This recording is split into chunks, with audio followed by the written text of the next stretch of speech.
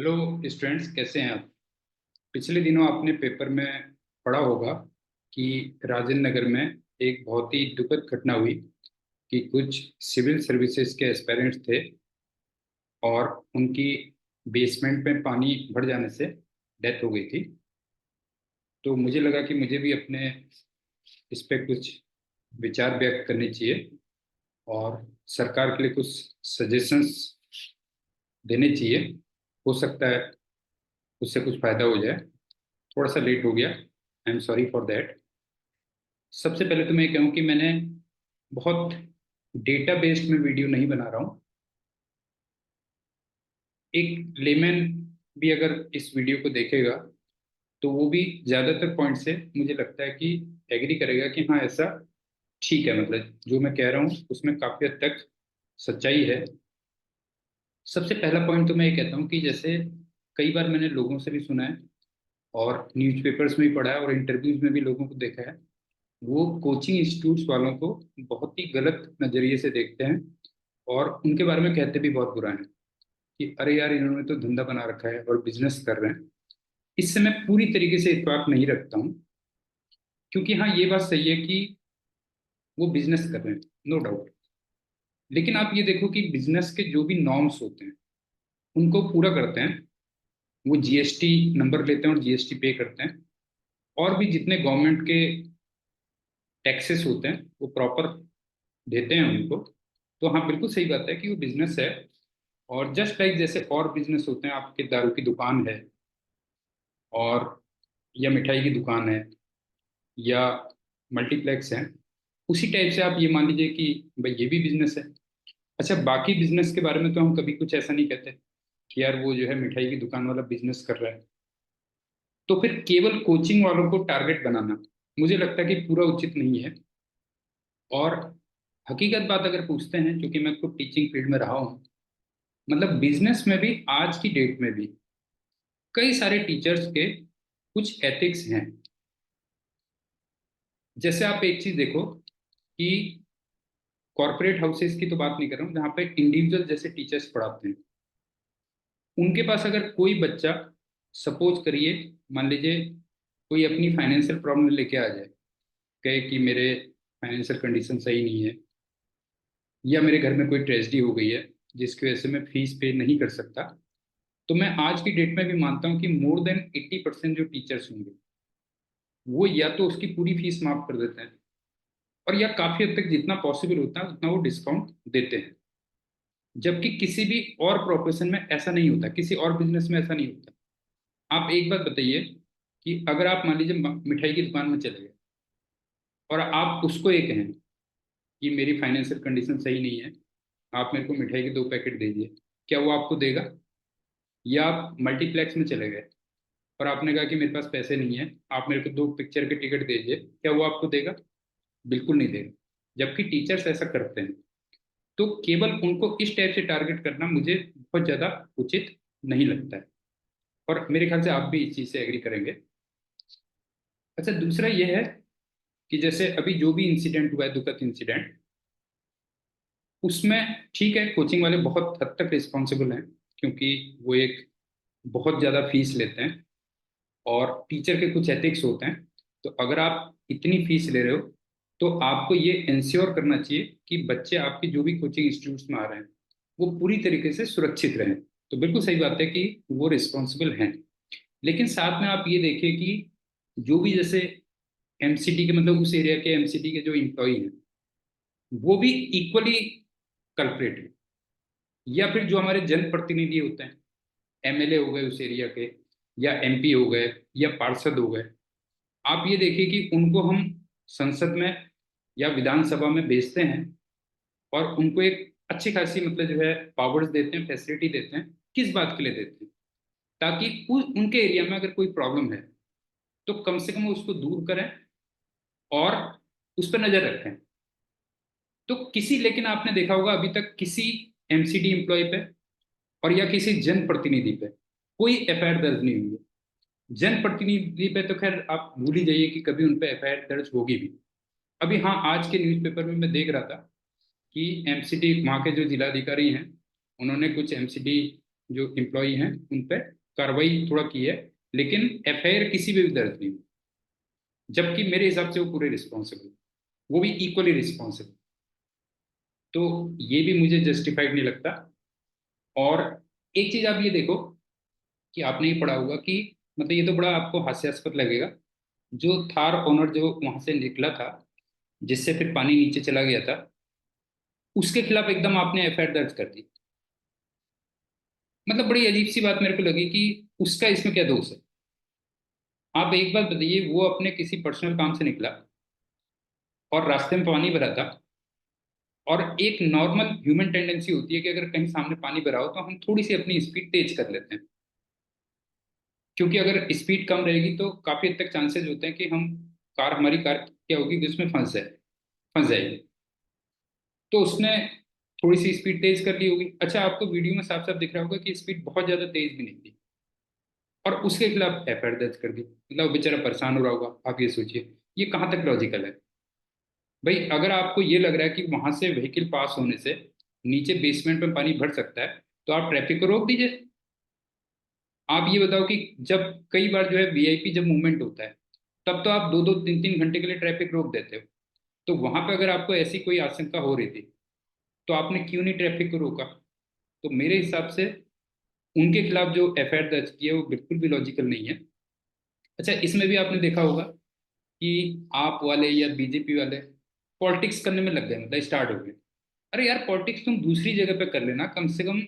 ये जो प्रॉब्लम जो हर साल आपकी होती है, पहले उसको तो कम से कम जो है आप मिल के, मतलब जो है मिल बांट के, मतलब उसको सुलझाइए। भाई आपको अगर हम भेजते हैं एमसीडी में भेजते हैं या कहीं भी भेजते हैं, तो ठीक है, हम कुछ बीजेपी के प्रतिनिधि जाते हैं, कुछ आपके जाते हैं, है ना। और आपसे हमें बहुत अपेक्षाएं होती हैं। आपको केवल हम पॉलिटिक्स करने के लिए थोड़ी भेजते हैं। आपको पॉलिटिक्स करनी है, आप दूसरी जगह पे करिए, लेकिन जहाँ पे पब्लिक को असुविधा हो रही है, मेरे हिसाब से वहां पे इनका पॉलिटिक्स करना बिल्कुल भी उचित नहीं है। और इससे आप भी एग्री करेंगे। हाँ, अभी मैं एक आपको जैसे एग्जांपल देता हूँ कि अभी क्या हुआ। मेरे एक नाम मैं नहीं लूंगा, मेरे एक फ्रेंड है एनडीएमसी में, वो जॉब करता है। तो मेरे को उससे बात करनी थी, तो काफ़ी दिन से मैं फ़ोन ट्राई कर रहा था, तो उसका फ़ोन पिक नहीं हो रहा था। और फिर लास्ट में उसने एक मैसेज दिया कि यार मैं शाम को कॉल करूँगा, थोड़ा बिजी हूँ। तो खैर इवनिंग में भी उसका कॉल नहीं आया। फिर दूसरे दिन मॉर्निंग में जो है उसने मेरे को, जब मैं वॉक कर रहा था तब उसकी कॉल आई मेरे पास। तो कहता है यार क्या करूँ, आजकल जो है मतलब जो है बहुत 7-7 8-8 घंटे की मीटिंग चल रही है। अच्छा, मेरा पर्सनल ऑब्जर्वेशन ये है कि हमारे जितने भी गवर्नमेंट ऑर्गेनाइजेशंस, उसमें मीटिंग्स और पेपर वर्क वो ज़्यादा होता है, एक्चुअल में वर्क बहुत कम है। बल्कि आजकल तो मैं क्या करता हूँ कि कई बार मैंने गवर्नमेंट ऑफिस में अगर कभी फोन करना है, तो मैं सबसे पहले यही पूछ लेता हूँ कि आप ये बताइए कि आपके जो भी बॉस हैं वो मीटिंग में तो बिजी नहीं है। क्योंकि कभी भी कॉल करो, सर वो मीटिंग में है अभी बिजी, आप इतने बजे करिएगा, अब वो दूसरी मीटिंग पे बिजी। तो मेरे हिसाब से मिसमैनेजमेंट भी काफी हद तक बिल्कुल एक करप्शन की तरह ही होती है। जैसे आप एक चीज देखिए कि मैं आपने मेरी जेब से 100 रुपये चुरा लिए, वो बिल्कुल उतना ही मतलब गलत है जितना कि आपने मेरे 100 रुपये मिसमैनेजमेंट की वजह से किसी गलत जगह पे बर्बाद कर दिए। तो करप्शन और मिसमैनेजमेंट दोनों अगर आप देखोगे बिल्कुल एट पार होते हैं। अच्छा, एक मैं और आपको इंसिडेंट बताता हूँ कि अभी ड्यू टू पर्सनल रीजंस, पहले मैं दिल्ली द्वारका एरिया में रहता था, तो मेरे को साउथ एक्स में शिफ्ट होना पड़ा। और साउथ एक्स मतलब आप ये समझ लीजिए कि दिल्ली की करीब करीब वन ऑफ द बेस्ट मतलब कॉलोनीज में गिनी जाती है। और मेरा जो हाउस है वो रिंग रोड, जो करीब करीब यहाँ की बेस्ट रोड मानी जाती है, उससे मुश्किल से जो है 50 मीटर अंदर मेरा घर पड़ता है। तो हाउस वार्मिंग जब फंक्शन होना था, तो मैंने अपने कई सारे फ्रेंड्स को इनवाइट किया था। तो आने के बाद आप विश्वास नहीं करेंगे, ज़्यादातर दोस्तों ने मेरे को बोला, कहने लगे यार हम बड़ा सरप्राइज है, मतलब कि रिंग रोड के इतने नज़दीक मतलब इतनी गंदगी और इतनी वाटर लॉगिंग, मतलब मैं हम एक्सपेक्ट नहीं कर रहे। और ये तो छोड़िए आप 50 मीटर, आप थोड़ा सा अगर जो है उसके 100 या 200 मीटर जाएंगे, तो वहां पे कोटला मुबारकपुर एक जगह पड़ती है। वहां अगर आप कभी विजिट कर लेंगे, तो आप विश्वास नहीं करेंगे कि आप दिल्ली की रिंग रोड से 100-200 मीटर अंदर, मतलब इतनी गंदगी और इतना वाटर लॉगिंग आप सोच ही नहीं सकते। अच्छा, जब मैं यहाँ शिफ्ट हुआ, तो चूंकि नेचर है मेरा, जितना मेरा अपनी तरफ से प्रयास हो सकता है मैं हमेशा करता हूँ। तो मैंने भी खैर फर्स्ट टाइम देखा कि इतना मतलब जो है बुरा हाल है। तो मैंने यहाँ के जितने भी एमपी एमएलए और जो भी गवर्नमेंट ऑर्गेनाइजेशन थी, उन पर अपना जितना हो सकता है लेटर वीडियो वीडियो बना के पूरा भेजा कि आप कुछ करिए, बट कोई एक्शन नहीं।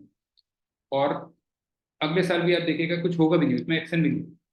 वैसे ही आप, जैसे मैं आपसे कह रहा था कि यहाँ पे सिर्फ मीटिंग्स होती हैं, अरे आप एक बार बताओ कि 2-3 महीने की बारिश की हो रहती है, और दिल्ली में करीब करीब हर साल ये प्रॉब्लम रहती है। तो कम से कम जो 7-8 महीने आपके पास हैं और आपको मालूम है कि आने वाले टाइम पे ये प्रॉब्लम होनी है, तो उसमें आप उसको कम से कम रिजॉल्व कर लो। अच्छा, मैं मानता हूँ कि चलो दिल्ली का जो है सीवेज सिस्टम बहुत पुराना है, उसको एकदम से आप इतना रेक्टिफाई नहीं कर सकते, लेकिन आप स्टेप बाय स्टेप धीरे धीरे तो आप कर सकते हैं। और वो लोकेलिटीज भी आपको मालूम है जहाँ पे पानी बहुत ज्यादा भरता है, तो कम से कम उन जगह पे पहले से कुछ टेम्परेरी अरेंजमेंट आप रखे रहिए, पहले से रखे रहिए, जब तक पूरा सीवेज सिस्टम आप चेंज नहीं कर देते कि जैसे ही पानी भरे उसको तुरंत आप निकाल दो। यहाँ पे आपने कई देखे होंगे, सबवे हैं जिनमें पानी भरना ही भरना है। मतलब मेरी समझ में नहीं आता कि किसने सबवे डिजाइन किया, जिसमें कोई मतलब जो है सीवेज का मतलब जो है कोई वही नहीं था, मतलब प्लान ही नहीं किया, मतलब जो है आपको मालूम है कि वहाँ पानी भरेगा जो है। और वो तो बहुत रिस्की हो जाता है क्योंकि बहुत पानी भर जाता है, और कभी आप अगर वहां से निकल गए पता लगा आप पूरे के पूरे डूब जाएंगे, मतलब पूरी कार के साथ आप डूब जाएंगे। तो मुझे तो ये बात समझ में नहीं आती। अब हाँ, खैर मैं लौटता हूँ दोबारा से उसमें कि जैसे आपको ये लग रहा होगा कि आप कोचिंग वालों को बिल्कुल क्लीन चिट दे दे रहे हैं, मतलब ये कहते रहे हैं कि भाई वो थोड़ा चैरिटी का वर्क भी कर लेते हैं, है ना, इसका मतलब बहुत ही मतलब अच्छे हैं। ऐसा भी मैं नहीं कह रहा हूँ, मतलब कोचिंग वालों की भी बहुत गलती है। तो मैं जनरल एक एस्पेक्ट में मतलब जो है बात करूंगा। सबसे पहली बात तो क्या है कि गलती उनकी कहाँ पर है, देखिए, कि वो जो भी सजेशंस देते हैं, और या जब कोई बच्चा किसी कॉम्पिटिशन्स के लिए एडमिशन लेने आ रहा होता है, तो वहां पे वो चीज नहीं बताते जिनसे उनका बिजनेस इफेक्ट हो। जैसे एक सिंपल से मैं बताऊं कि करीब करीब हर कंपटीशन में आपने देखा होगा कि जो नंबर ऑफ एप्लीकेंट्स होते हैं वो सीट्स के रिस्पेक्ट में बहुत ज्यादा होते हैं। अच्छा, उसमें से कम 40-50% स्टूडेंट्स ऐसे होते हैं जिनको हम कोचिंग वाले भी जानते हैं कि उस पर्टिकुलर एग्जाम के लिए ये बच्चा फिट नहीं है। मतलब अगर वो 2-3 साल भी तैयारी करेगा तो वो बच्चा फिट नहीं है। तो ये हमारी मॉरल और एथिकल रिस्पॉन्सिबिलिटी है कि कम से कम हम एडमिशन लेने से पहले उन बच्चों के पेरेंट्स को बिल्कुल साफ साफ कहें कि भाई ये आपका ये बच्चा इस पर्टिकुलर एग्जाम के लिए नहीं बना है, आप किसी दूसरी चीज में ट्राई करिए। लेकिन वहां पे हम लोग नहीं बताते, ये हमारी बहुत गलती। रीजन क्या है कि अगर हम बताना शुरू कर देंगे तो आप ये देखो कि 30-40% तो मार्केट हमारा वैसे ही खत्म हो जाएगा। तो ये बहुत गलत बात है। होने को मैं काफी समय से टीचिंग में नहीं हूँ, और जब मैं इंडिविजुअली टीचिंग में था तो मैं काफी हद तक ट्राई करता था कि जो बच्चे में अगर मेरे को दम नहीं लगती थी तो मैं हमेशा पेरेंट्स से कहता था कि आप, जैसे आईटी की मैं तैयारी करवाता था, कि आप आईटी की तैयारी मत करवाइए, आप किसी दूसरी चीज की तैयारी करवाइए। होने को वो भी कई बार मेरे पास मतलब जो है उसका भी मेरा उल्टा इफेक्ट होता था, क्योंकि पेरेंट्स क्या होते थे कि मेरे को फिर ब्लेम करते थे कि आपने तो मेरे बच्चे को डिमोलाइज कर दिया, है ना, और आप ये कह रहे हैं मेरे बच्चे में कोई दम नहीं है। जबकि मैं ये नहीं कह रहा हूँ, मैं ये कह रहा हूँ कि उस पर्टिकुलर एग्जाम के लिए आपका बच्चा नहीं बना है, आप किसी दूसरे फील्ड में करिए, वहां हो सकता है वो बहुत एक्सेल करे। स्टिल मैं फिर भी ये मानता हूँ कि ठीक है, इन सब चीजों से हमें इफेक्ट नहीं होना चाहिए। अगर हमें लग रहा है कि उस बच्चे में दम नहीं है तो हमें बिल्कुल साफ साफ पेरेंट्स को बोलना चाहिए, और कम से कम अपने वहां एडमिशन को नहीं देना चाहिए। अच्छा, इसी वीडियो के माध्यम से मैं कुछ जनरल कॉम्पिटिशन्स के लिए कुछ सजेशंस हैं वो रखना चाहता हूँ। हो सकता है अगर वो कभी गवर्नमेंट उसको अप्लाई कर पाए तो मुझे लगता है कि उससे बच्चों को काफी फायदा होगा। सबसे पहला तो क्या है कि जो टॉप के मतलब जो है पोस्ट हैं या कॉम्पिटिशन्स हैं, कॉलेज के लिए कॉम्पिटिशन्स कह सकते हैं, उसमें जो नंबर ऑफ अटेम्प्ट्स होने चाहिए वो बिल्कुल लिमिट कर देनी चाहिए। जैसे मैं एक सिविल सर्विसेज का एग्जाम्पल लेके चलता हूँ कि उसमें मुझे लगता है कि 2 या 3 अटेम्प्ट से ज्यादा आपको बिल्कुल नहीं देने चाहिए। रीजन क्या है कि उसका हमने ग्लैमर इतना ज्यादा बना रखा है सिविल सर्विसेज का। अच्छा, बच्चा क्या होता है कि उस ट्रैप में फंसता चला जाता है। पता लगा 1 साल तैयारी की, 2 साल तैयारी की, 3 साल तैयारी की, 4 साल तैयारी की। अच्छा, वो डिप्रेस भी हो रहा है, और वो धीरे धीरे क्या हो रहा है कि बाकी सर्विसेज से भी बाहर निकलता जा रहा है। जैसे आप एनडीए में अगर आप देखिए, तो एनडीए में क्या होता है कि नंबर ऑफ अटेम्प्ट्स और एज दोनों लिमिट होती है। अगर आप देखेंगे तो सही है, बिल्कुल है भाई, 19 साल या कुछ ऐसे होती है कि अगर आप वहां तक नहीं कर पाए तो ठीक है, आप दूसरा एग्जाम दीजिए, उसमें क्या है जो। सेम चीज सिविल सर्विसेज में भी आपको करना चाहिए। लेकिन ये भी आप देखना, कभी कोचिंग इंस्टीट्यूट वाले बहुत ज्यादा रिकमेंड नहीं करेंगे इस चीज को। रीजन क्या है कि अगर वो स्ट्रांगली इन पॉइंट्स को रखेंगे और ये कभी इंप्लीमेंट हो गई, तो अगेन उनका बिजनेस क्या होगा, फिर इफेक्ट होगा। दूसरा मेरा सजेशन यह है कि आप ऑफलाइन क्लासेस को बिल्कुल ही बंद कर दें, केवल ऑनलाइन अलाउ करें। अब इसमें कई लोग खैर मेरे से आर्ग्यू करते हैं, तो मैं देखो एक चीज बता दूं कि अगर कोई बच्चा नॉन सीरियस है तो उसके लिए तो ऑनलाइन और ऑफलाइन सब एक जैसे ही है, उसका तो दोनों में कहीं फायदा नहीं होता। लेकिन ऑनलाइन में कम से कम पेरेंट्स को कुछ फायदा तो होना है। रीजन क्या है, देखो ऑनलाइन की क्या होती है कि कोचिंग जो है, कोचिंग की जो फीस होती है थोड़ी कम होती है। तो उससे क्या होगा कि उन्होंने जो अपने पेरेंट्स का पैसा बर्बाद करना है, मैं तो कहूँगा, तो कम बर्बाद करेंगे। और दूसरी बात, ऐसे बच्चे अगर ऑफलाइन में जाते हैं तो उनके बिगड़ने के चांसेस ज्यादा होंगे एज कंपेयर टू ऑनलाइन, क्योंकि कम से कम पेरेंट्स के सामने। अब हम आते हैं सीरियस स्टूडेंट्स पे। सीरियस स्टूडेंट्स दोनों से ही अपना मैटर निकाल लेते हैं, बल्कि ऑनलाइन से ज्यादा बढ़िया निकाल। अच्छा, इसके और फायदे बहुत ज्यादा हैं फिर, कि भाई आपका ट्रैवलिंग टाइम जीरो हो गया, फाइनेंशियल बर्डन आप पे कम पड़ रहा है। और इवन सिटीज में भी अगर आप देखोगे, जो मेट्रोज हैं, उनमें भी थोड़ा ट्रैफिक पे थोड़ा कंट्रोल लगेगा।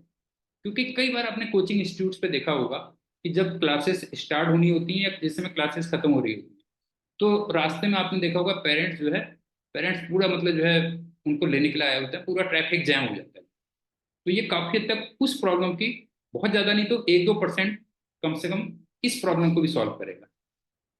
और एक पॉइंट मेरा और है, ये स्पेशली जॉब के लिए है, कि आपको एक सिंगल एग्जाम के थ्रू जितने भी स्टेट गवर्नमेंट के या सेंट्रल गवर्नमेंट के जितनी भी पोस्ट है, उन सबको आप एक सिंगल एग्जाम से लो, एक टीयर में सिंगल एग्जाम से लो। अब वो एक अलग बात है कि इस एग्जाम को आप पूरे साल में 2 या 3 बार कर सकते हो। इससे देखिए क्या क्या फायदे हैं। सबसे पहली बात तो बच्चों पे एक तो फीस का लोड कम पड़ेगा, अलग अलग जगह उनको एप्लीकेशन फॉर्म भरने पड़ते हैं, और फिर कई बार एग्जाम देने के लिए उनको दूसरे शहर जाना पड़ता है, वो चीज़ तो है ही है। और साथ में एक चीज और भी है कि अगर आप देखोगे तो पूरे साल में स्टेट गवर्नमेंट में और सेंट्रल गवर्नमेंट करीब करीब 1 लाख पोस्ट निकलती हैं, एडवर्टाइज होती है। और जो बिल्कुल सीरियस स्टूडेंट्स हैं वो भी करीब करीब इतने ही होते हैं। तो इससे क्या होगा कि एक एग्जाम के थ्रू ही अगर आपने वो एग्जाम दिया, तो आप कहीं ना कहीं जो भी आपकी प्रिपरेशन है या जो भी आपका कैलिबर है, आपको पहले अटेम्प्ट में कहीं ना कोई पोस्ट जरूर मिली। हाँ, ये आप जरूर कर सकते हो कि जैसे जो टॉप सर्विसेज हैं या फिर जो स्पेशलाइज सर्विसेज हैं, लाइक इंजीनियरिंग सर्विसेज या मेडिकल सर्विस, उनके लिए फिर आप टीयर 2 कर सकते हो। तो मेरे हिसाब से तो आपको एक सिंगल एग्जाम करना चाहिए, और साल में उसकी फ्रिक्वेंसी आप 2 या 3 कर सकते हो।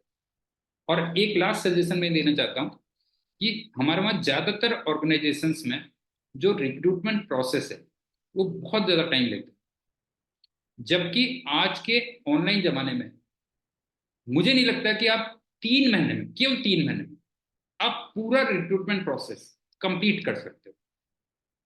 जैसे आप ये देखिए कि आपने सबसे पहले एग्जाम लिया, ऑनलाइन एग्जाम है, एग्जाम दिया, चलो मान लिया कि उसके ज़्यादा शिफ्ट में एग्जाम होते हैं, तो जिस दिन एग्जाम खत्म हो रहा है, जैसे ही एग्जाम खत्म हो, आपको केवल एक बटन दबाना है, क्योंकि मैनुअली तो अब कुछ पॉसिबल भी नहीं है, होता भी नहीं है इतने सारे एस्पिरेंट्स का।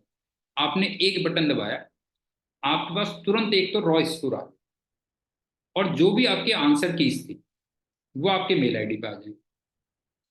अच्छा, फिर उसके बाद आप एक आध हफ्ते का टाइम दे दो, कि भाई ठीक है, उसमें क्वेश्चंस में कोई अगर एरर्स हैं तो उसको आप आइडेंटिफाई कर दीजिए, उसका टाइम दे दीजिए। और फिर एक आध हफ्ते आप ये मान लो कि चलो नॉर्मलाइजेशन होता है, उसके लिए आप टाइम दे दीजिए। तो उसके एक हफ्ते बाद आप रिजल्ट आराम से निकाल सकते हो। तो मुझे लगता है कि रिक्रूटमेंट प्रोसेस ऑनलाइन के जमाने में आप 3 महीने में आराम से कंप्लीट कर सकते हो। तो अगर कोई भी गवर्नमेंट का आदमी या कोई भी जो इन सब चीज़ों को डील करता है, अगर वो मेरा वीडियो देख पाता है, तो उनसे मेरी रिक्वेस्ट है कि एक बार आप इन पॉइंट्स पे भी जरूर ध्यान दें। तो थैंक यू एंड